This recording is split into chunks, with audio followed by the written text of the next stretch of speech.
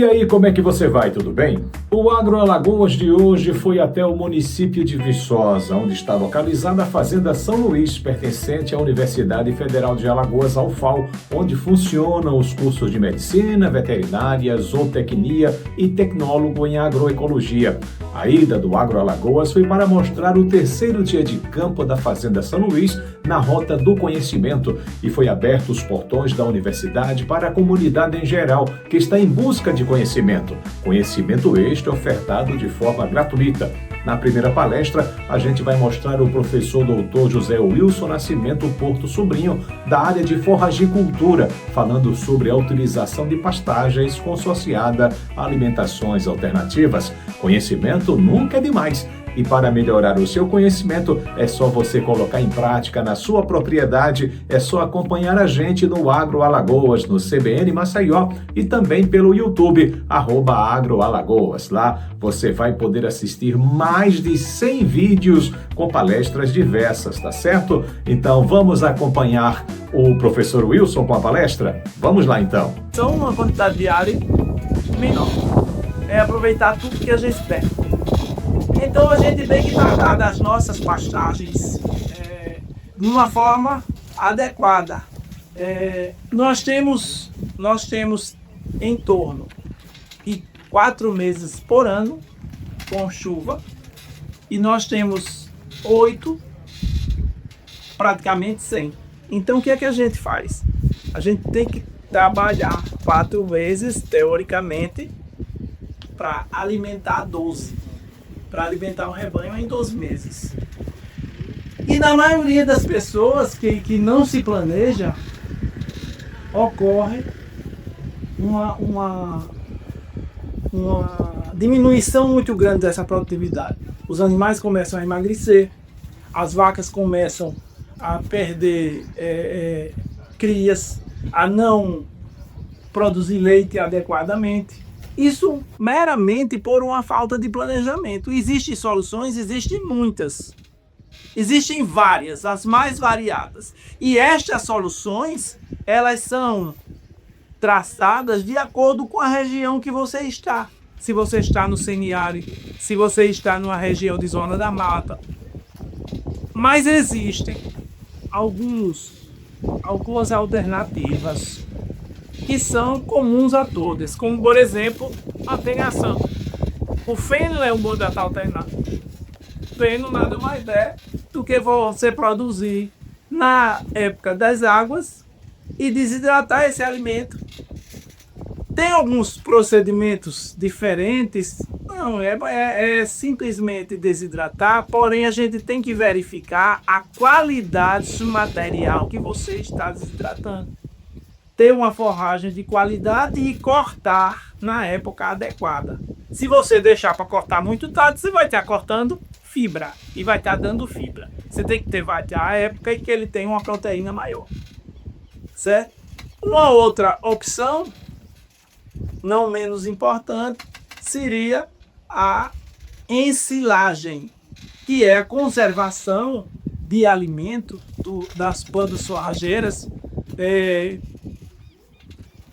de uma forma diferenciada. Aqui a gente desidrata e na outra a gente fermenta. Desculpa, vai esquecer tudo do termo. Ali embaixo nós temos um silo, que é o que mais as pessoas fazem. Ah, professor, mas silo, a gente quando fala em silagem, a gente pensa em milho. A gente pensa basicamente em milho. Não. Silagem pode ser feita de qualquer planta forrageira, certo? Também temos que observar a questão da qualidade dessa planta que vai ser ensilada. O milho é excelente, mas a gente pode usar o sorgo. Por exemplo, se você vai no sertão, você usa o sorgo, que é uma planta similar, é uma gramínea também similar ao milho. A gente pode usar a cana? Pode. Pode usar mandioca? Pode. E aí, as diferenças nutricionais, elas podem ser corrigidas através de aditivos químicos que são colocados na ensilagem para melhorar a palatabilidade para melhorar a qualidade, para melhorar a fermentação. Principalmente essas 4 coisas. Não melhorar e que aditivo? Depende do que você está destilando. Mas podem ser os farelos, podem ser melaços, podem ser extratos de levedos, né? Que você pode comprar em lojas de produtos agropecuários. Mas tudo isso é para você aproveitar o que você tem na propriedade. São alternativas para você aproveitar naqueles 4 meses que eu falei, o que você tem ali e guardar para os 8 meses que você não vai ter como produzir isso, né? Então, professor, e só isso? Ou a gente pode fazer algumas coisas no próprio quarto, na própria pastagem? Pode, existem pastagens vocacionadas, sim. Pastagens vocacionadas nada mais é do que você dividir de piquetes, né? E de acordo com o seu rebanho, né? E rodar esses animais ao longo do mês em cada piquete, né? Ou seja, vamos que você tenha 1 hectare. Só vou fazer uma coisa mais assim para que vocês entendam menor. Você tem 1 hectare, divida esse hectare em 10 piquetes. Você, naquele piquete, você vai intensivar o máximo a produção de pastagem. Ali você vai ter que ter um GAP de qualidade. Aqui a gente tem alguns que podem ser utilizados, mas tem outros, tem uma infinidade. De hoje em dia a agricultura evoluiu muito e nós temos várias variedades de pastagens que podem ser utilizadas no pastejo rotacionado, que é isso que eu estou explicando agora. Então, escolhido a variedade que você vai colocar ali nos piquetes, nos 10 piquetes daquele hectare, todos esses 10 piquetes vão ser fechados com uma cancela e vai ter uma área de recreação. Nessa área de recreação tem um coxo com água limpa, né? Que é outra coisa que as pessoas não têm a água como sendo um alimento é essencial para um animal. Se ele não tiver água ou tiver uma água de uma qualidade ruim, ele não vai ter uma produção adequada. E um coxo com sal fica na área de recreação, que é uma área comum aos 10 cercados. Veja bem, eu falei de 1 hectare dividido em 10 piquetes, com uma área comum aos 10, que seria a área de recreação, onde vai ter o sal mineral e a água de qualidade, certo? Bem, você entra com os animais do piquete número 1, digamos que nesse piquete os animais fiquem 3 dias. Foram 10 piquetes que eu falei. Ao longo de 3 dias, ele vai para o piquete 2. Aí você fecha um. Fechando um, você tem que fazer uma adubação de manutenção. É isso que as pessoas têm que entender. Que a planta, como os animais, elas precisam comer. A comida da planta é isso aqui. Isso aqui. São os minerais que ela precisa, calcário e os minerais que tem os micro e os macronutrientes. Potássio, nitrogênio, fósforo, cálcio, magnésio. As plantas precisam. Os animais passaram 3 dias ali, comeram aquela pastagem. Você entra com uma adubação e irrigação e passa ele pro cercado 2. Ali ele passa mais 3 e você vai fazendo essa adubação. Calcário, água e minerais. Ao longo de 30 dias ele vai voltar. Então são 10 cercados, 3x caiados. Ele volta e quando completar 30 dias ele vai voltar. Primeiro é o tempo. Como os tratamos de uma forma diferenciada, porque se fosse sem adubar, sem irrigação, ele ia passar 2, 3 dias para ele chegar de novo e você voltar para o lado. Mas como você deu um suporte diferenciado, então, com pouco tempo, com 1 mês, ele já chegou no tamanho adequado para você pecuar. Então, em 1 hectare, você aumentou sensivelmente a quantidade de animais que você teria em condições comuns. Vocês estão entendendo o que eu estou falando? Ou seja, você maximizou a função da sua terra. Então, locação, partagens é alternativa. Importa, professor, pode ser para jato e corte, mas a gente recomenda mais para gato e leite. Porque existe desvantagem nisso aí. Existe alguma desvantagem nesse sistema? Vocês viriam alguma desvantagem? E a única desvantagem é custo. É o conselho. Você, ao invés de ter 4 cercas que teria no hectare, vai ter um monte de cerca. Então a gente recomenda cerca elétrica, que é mais barato. E em recomendando cerca elétrica, a gente precisa de animais que sejam mais dóceis. Então a gente recomenda vaca leiteira. Mas não é que não possa fazer com outra espécie, não. Mais de até consórcio, mas vocês não têm mais trabalho. Outra alternativa que nós usamos bastante, recomendamos, é a consorciação de pastagem. Eu falei em rotação e as pessoas confundem muito. Rotação, você planta gramínea, você planta qualquer dessas espécies e de outras que vão aparecer, mas sempre gramíneas. Gramíneas são plantas mais invasivas, são plantas mais músticas, mas existe uma outra família botânica que tem um teor proteico maior, que melhora o solo mais do que as gramíneas e as pessoas não aproveitam muito e não usam, que seriam as leguminosas. E aí no sistema de rotação a gente usa gramínea. No sistema consorciado a gente usa gramínea e usa as leguminosas. Professor, quais leguminosas a gente poderia usar? Também tem infinizadas. E por que o senhor não diz uma? Sabe por que eu não digo, gente? Porque cada região vai ter uma planta adequada. O que vocês precisam saber é que existe a possibilidade de você consorciar. Existe a possibilidade de você rotacionar.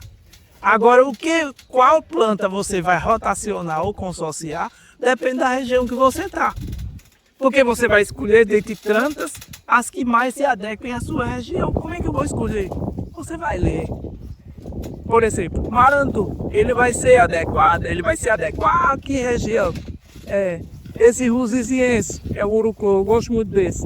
Ele vai se adequar a qual? Se for no semiárido, dos capins que não estão aqui, é o capim búfalo, que é extremamente resistente ao pisoteio, ao estresse hídrico. Você nunca ia usar um pífito no semiárido, a não ser que você tivesse irrigação.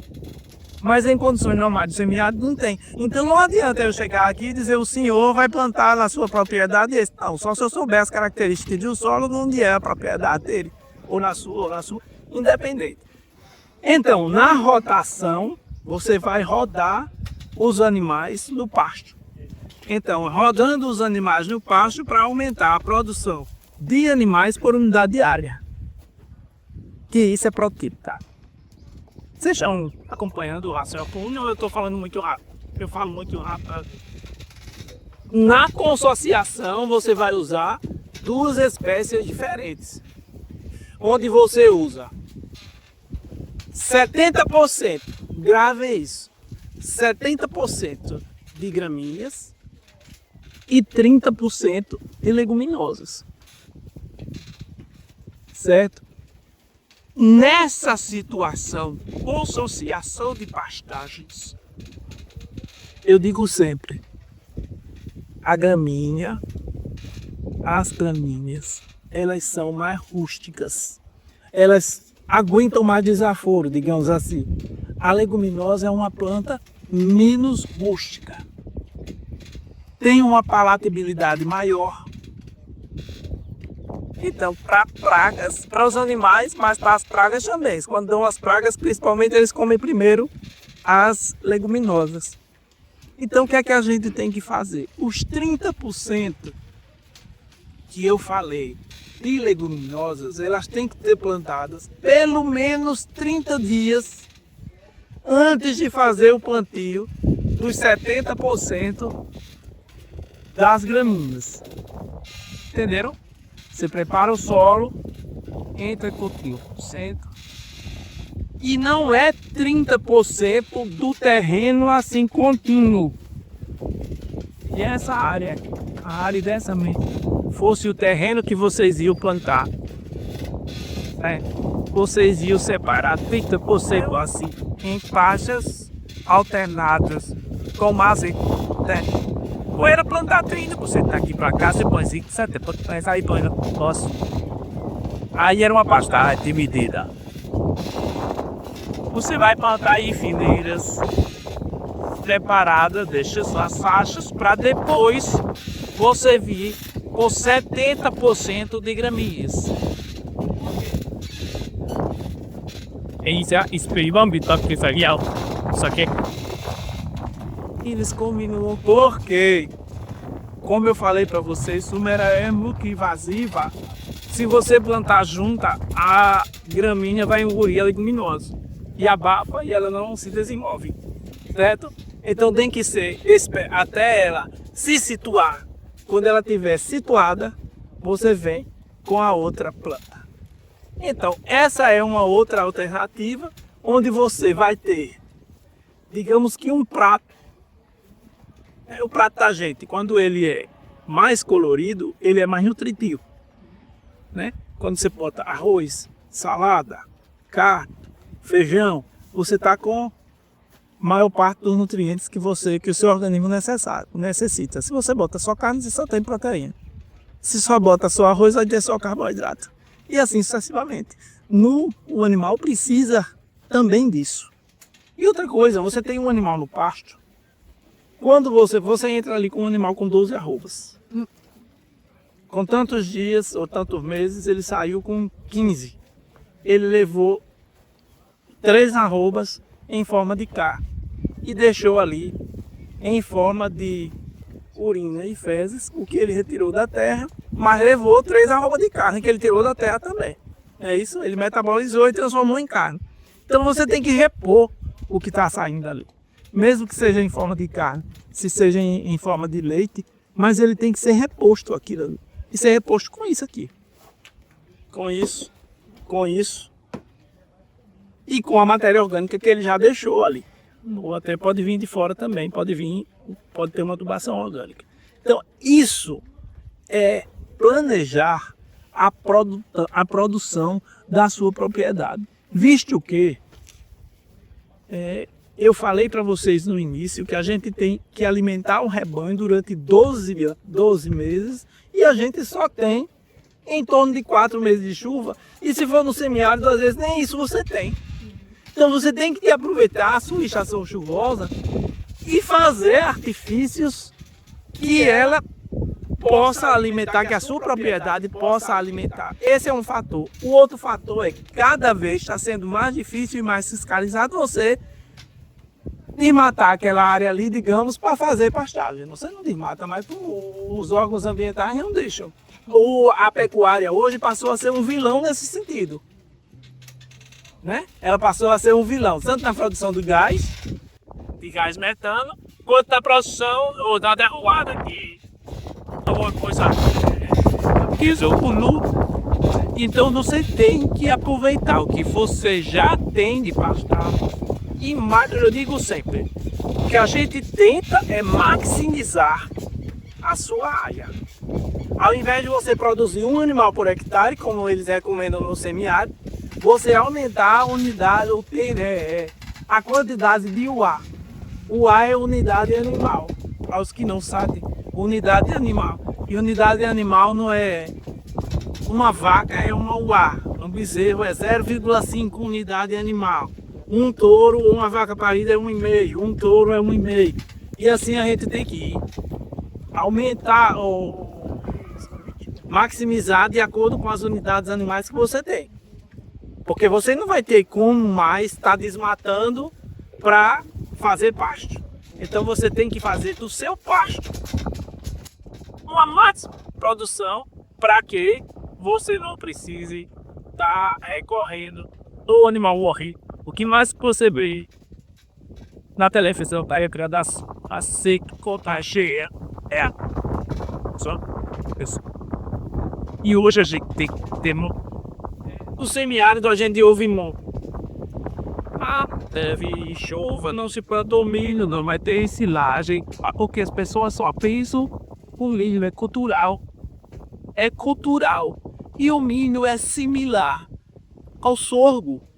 E o sorgo é altamente resistente aos estresses.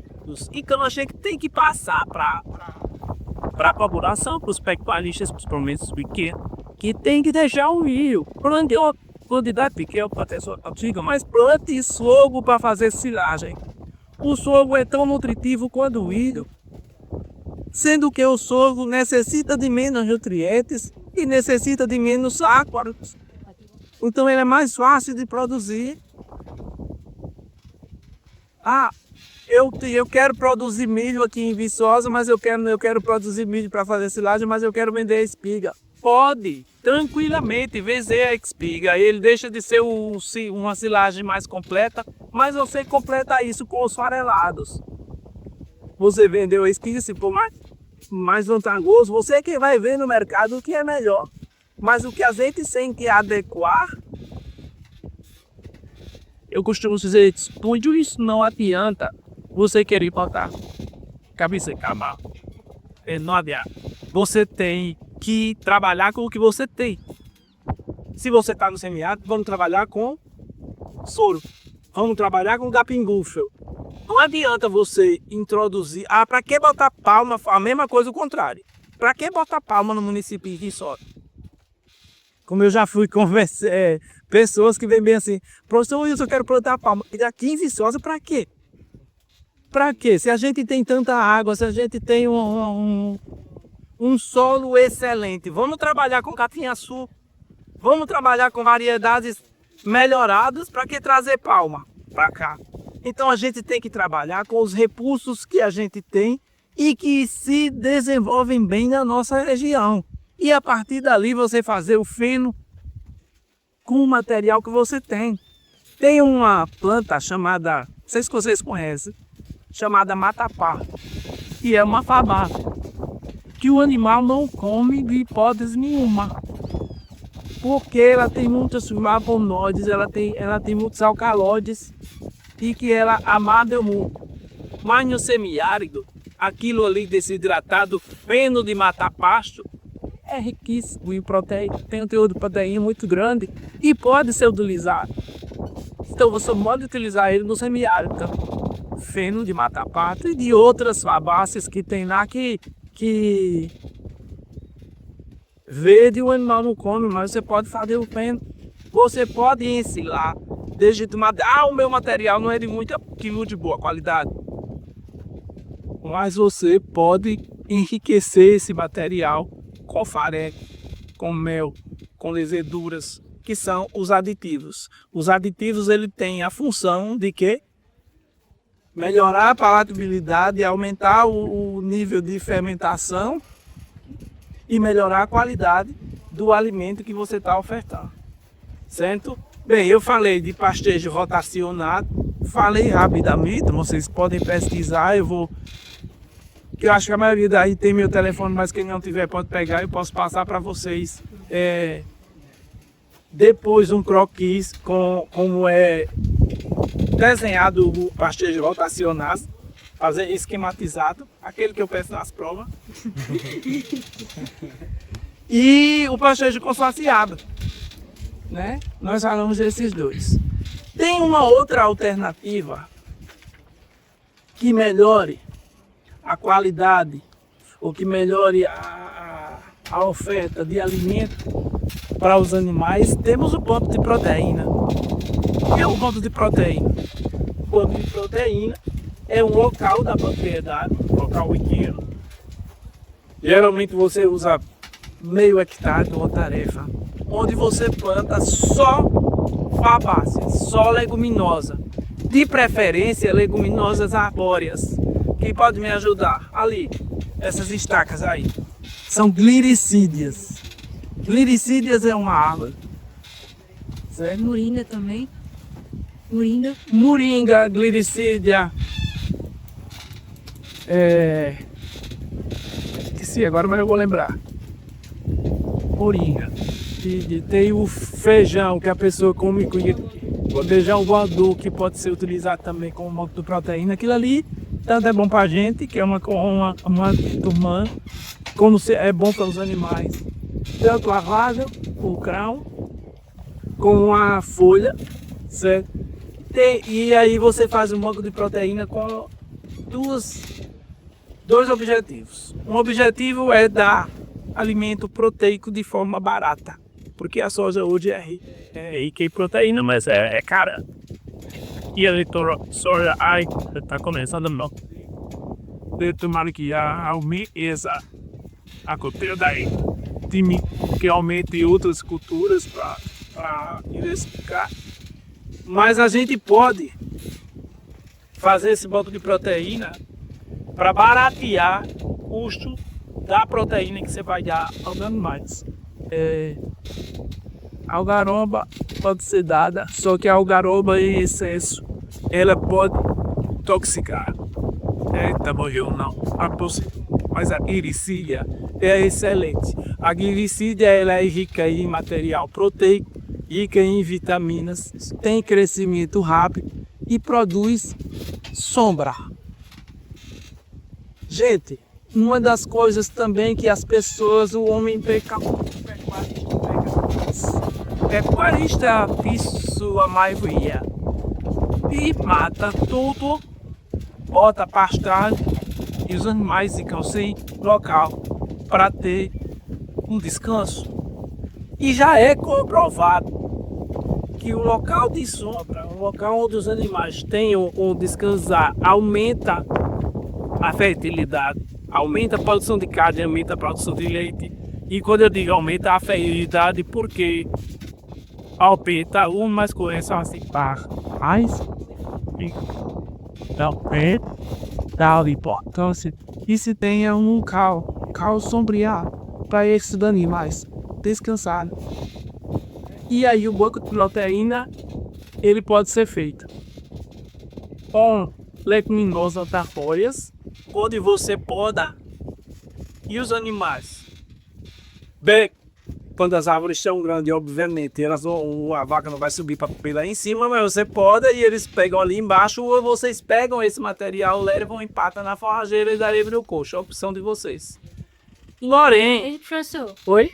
tem alguma diferença na qualidade da forrageira entre passar ela e fazer a silagem? Depende do tempo, porque às vezes quando você passa na forrageira e deixa muito tempo, existem alguns elementos que podem se degradar e podem até se colateralizar. Eu tenho isso, eu tenho um problema muito grande com silagem de maniva. E lá na região da parte da fora, a gente já existem muita silagem de maniva, muita plantação de maniva por conta das fábricas, né? Ela tem muita fábrica. E essa maniva, né, que é a parte aérea, ela é utilizada para ração animal. Só que ela dada in natura, em excesso, dependendo da temperatura, ela causa uma certa intoxicação. Causa até porque se ela não for descansada, ela causa o ácido cianídrico. O ácido cianídrico causa intoxicação grave. Então, a maniva, ou a raiz, ou a parte aérea, seja folha, seja nativa, ela tem que ser desidratada. Ela não pode ser dada in natura por conta do ácido cianídrico.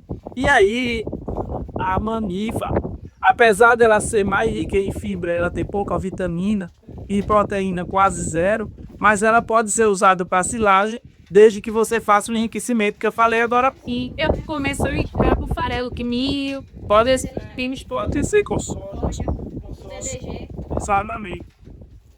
WDG mesmo é muito bom. Estou dando lá. Preço bom.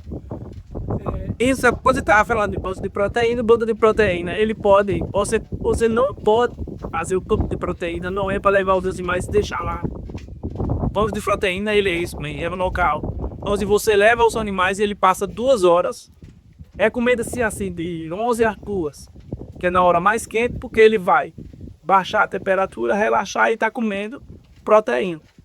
Aí depois ele volta pro campo, certo? Então ele não fica ali. Ou então você utiliza o banco de proteína para levar para o coxo, como eu falei, cortando e levando para o coxo. E não pode ficar ali. Eles não podem ficar ali. O banco de proteína pode ser com essas espécies. Eu estou tentando me lembrar, estou tentando me lembrar da outra planta que tem até ali. Clitória. Pode ser a Clitória ternata também, que é aquela planta que tem uma flor azul. Agora já.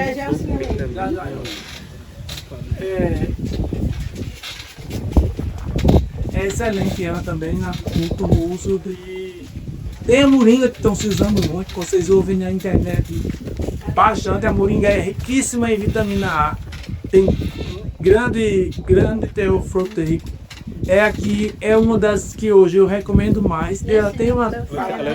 Leucena. Leucaína, leucocena. Lembrei até do porcentinho. É a leucena. A leucena é altamente proteica, é muito recomendada. Ela tem um defeito, que ela é muito suscetível, por ser muito palatável, ela é muito suscetível às pragas, principalmente às formigas. Em local que tem muita formiga, é preciso ter um cuidado muito grande. Olha, somente as cortadeiras. E usar ela para tirar da cana, né? Pronta ela para pegar a formiga, como se fosse um controle. É como se fosse, exatamente.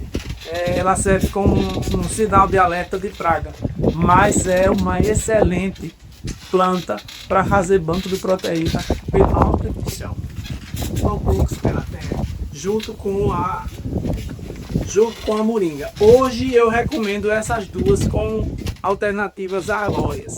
Como alternativa à costipa, eu recomendo o feijão guantu e asteno, o amendoim forrageiro. Só que o amendoim forrageiro e a Clitória ternata para rasteiro, eles são excelentes, mas eles precisam de água.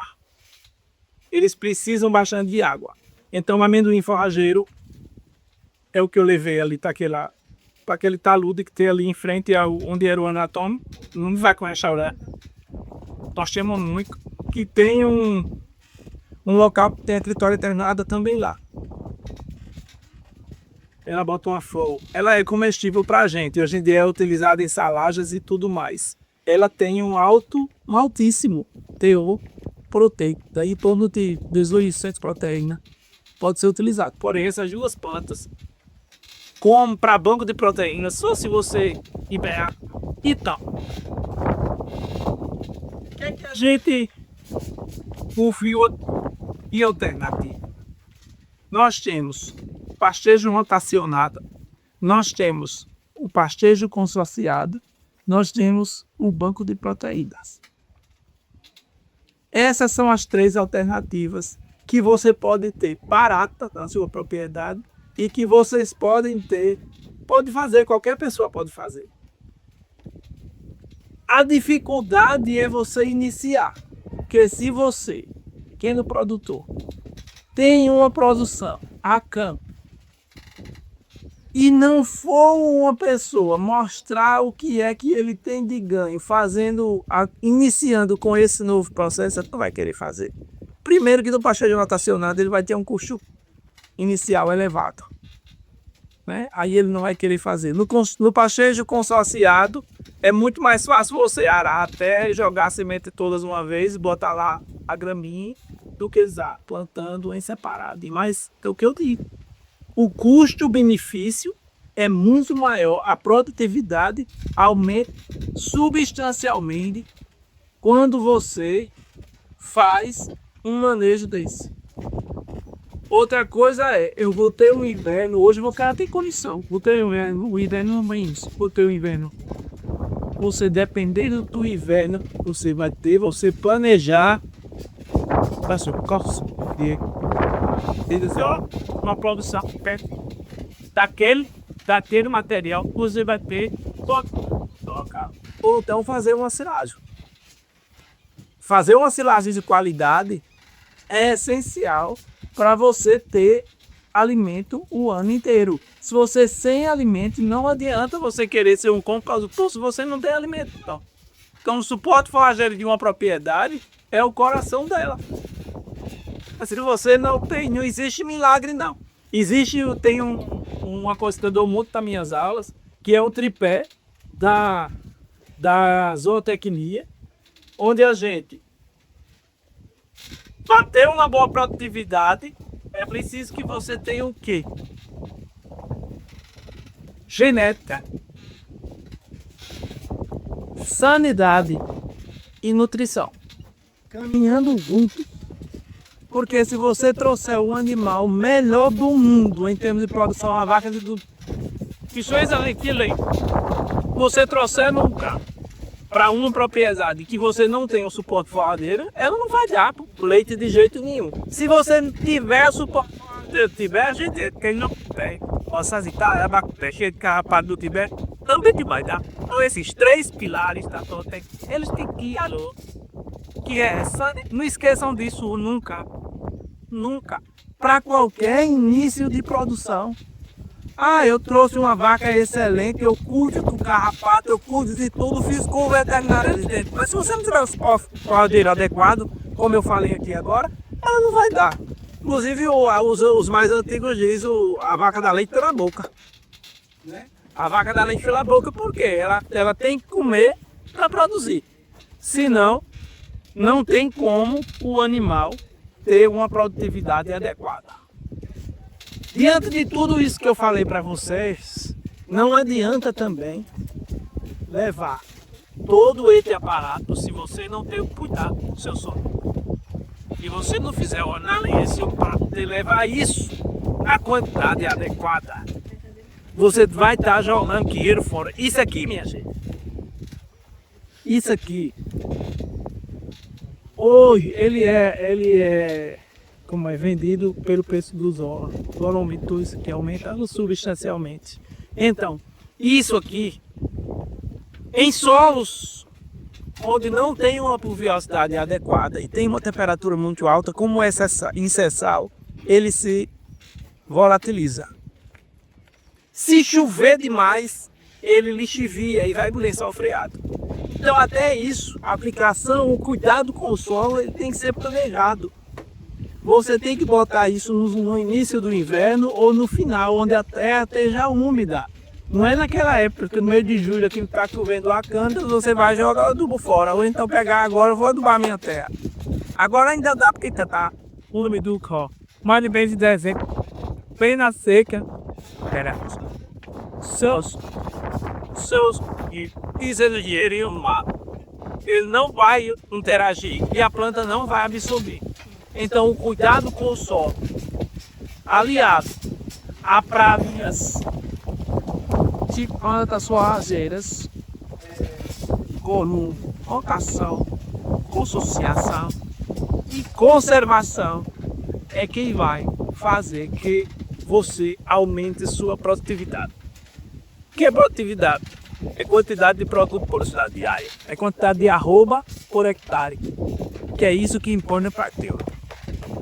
É isso que bota o gosto. É a quantidade de arroba que você vai produzir por unidade diária. Não adianta. Porque se você saber assim, eu tenho uma produtividade de 200 hectares e estou produzindo 30 boi por ano, não adianta nada. Vai perder, você poderia colocar 300.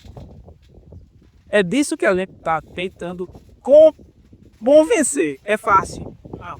É difícil. Porque as plantas forrageiras, elas sempre cobram.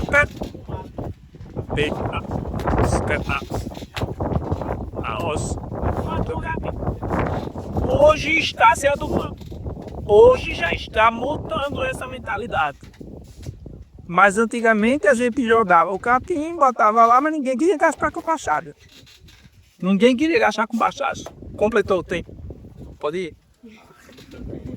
Sair dali correndo, mas é isso. Eu queria saber se vocês têm alguma pergunta, a gente está terminando já. E dizer que é possível se produzir uma quantidade de leite maior, uma quantidade de carne maior, uma área menor. ou aumentar a quantidade da produção que você tem na mesma área, sem precisar você comprar mais terra. Agora, para isso, você tem que investir em plantas, levar plantas de qualidade, plantas que tenham uma produtividade. Gente, hoje em dia já existe, como as raças foram melhoradas. Os animais que antigamente passavam 5 anos para atingir tempo de abate, hoje você pega 36, vamos lá, Pedro, quantos? 24 meses já se tem, o Angus 30 meses, 24, 30 meses. Com o tempo que a abate desses animais foram melhorados através da genética, as plantas também. Os capins, eles aumentaram muito a produtividade, tanto as gramíneas como as leguminosas.